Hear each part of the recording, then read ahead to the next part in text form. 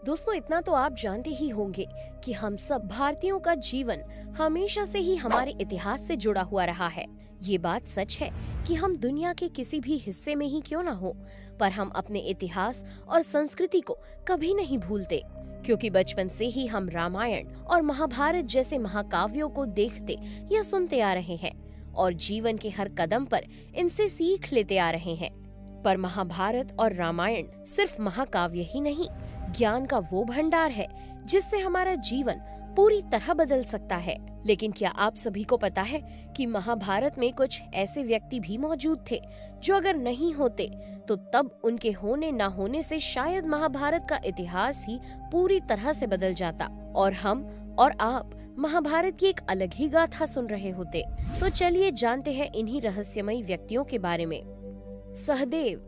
दोस्तों, शुरुआत करते हैं पांडु पुत्र सहदेव से, जिन्हें हम सब बखूबी जानते हैं क्योंकि ये महाराज पांडु की दूसरी पत्नी यानी कि महारानी माद्री के पुत्र थे, जिनका जन्म अश्विनी कुमार के आशीर्वाद से हुआ था।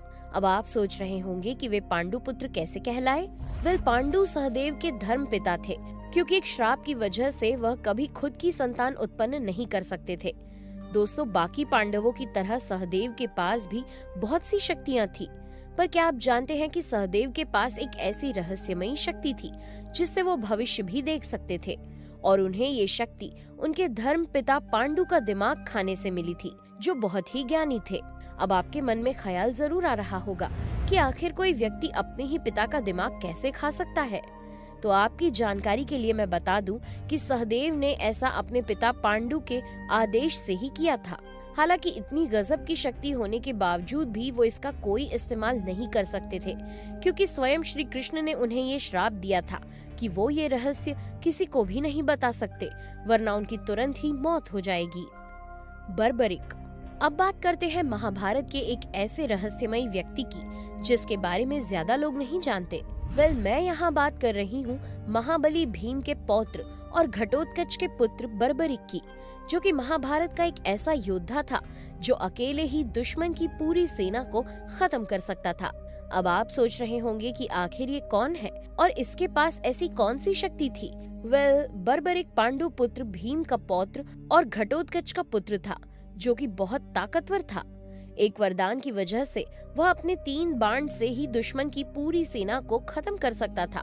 पर क्या आप जानते हैं कि इस वरदान की वजह से वह सिर्फ कमजोर सेना से ही लड़ सकता था, और ऐसे में वो दोनों तरफ से लड़ता और दोनों तरफ की सेनाओं का संतुलन बनाने के कारण दोनों सेनाओं को खत्म कर देता। इसलिए भगवान श्री कृष्ण ने साधु बनकर बर्बरिक से उसका सर मांग लिया था और बदले में उसे अपना नाम दिया था। राजस्थान के खाटू श्याम जी बर्बरिक ही हैं। संजय।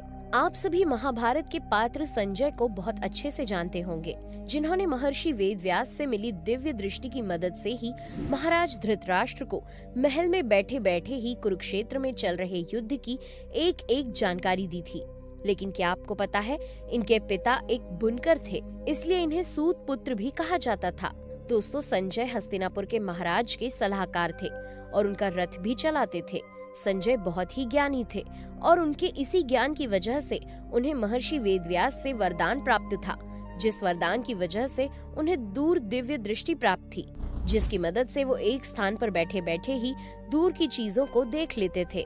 दोस्तों, जैसा कि आप सभी जानते हैं कि महाराज धृतराष्ट्र देख नहीं सकते थे, इसलिए संजय ने अपनी दूर दृष्टि की मदद से ही उन्हें पूरे महाभारत के युद्ध के बारे में बताया था।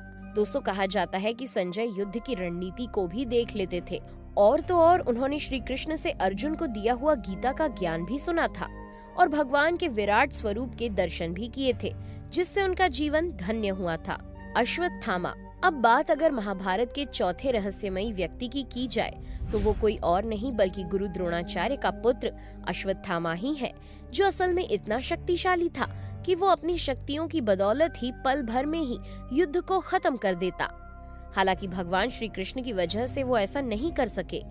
दोस्तों, क्या कोई इंसान हजारों सालों तक जीवित रह सकता है? पर दोस्तों, अश्वत्थामा श्री कृष्ण के श्राप की वजह से आज भी इस दुनिया में भटक रहे हैं और उनके शरीर से खून और पीप की धार आज भी निकल रही है, पर कोई नहीं जानता कि वो कहाँ है।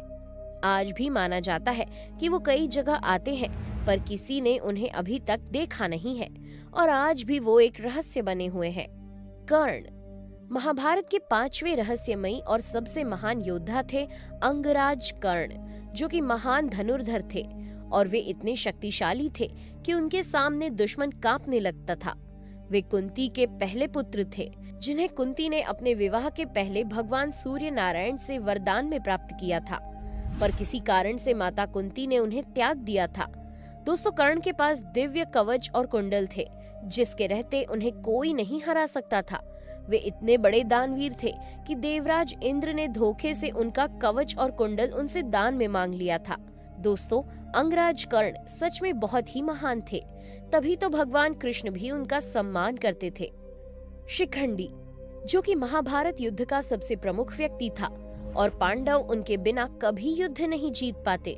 दोस्तों, शिखंडी का रहस्य उसके पिछले जन्म से जुड़ा हुआ था।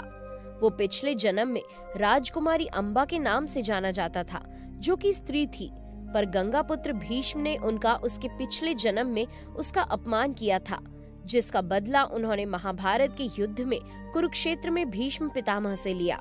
दोस्तों, क्या आपको पता है कि भीष्म पितामह ने शिखंडी को युद्ध के मैदान में देख उन्हें स्त्री मानकर अपने शस्त्र त्याग दिए थे और अर्जुन ने उन्हें बाणों की शैया पर लिटा दिया था। और अगर शिखंडी नहीं होते तो गंगापुत्र भीष्म को कोई नहीं हरा पाता और इसीलिए शायद पांडव ये युद्ध हार जाते। तो दोस्तों, कैसा लगा आपको हमारा आज का ये वीडियो? हमें कमेंट करके जरूर बताना और हाँ, जाते जाते इसे लाइक और चैनल को सब्सक्राइब जरूर कर देना। Thanks for watching.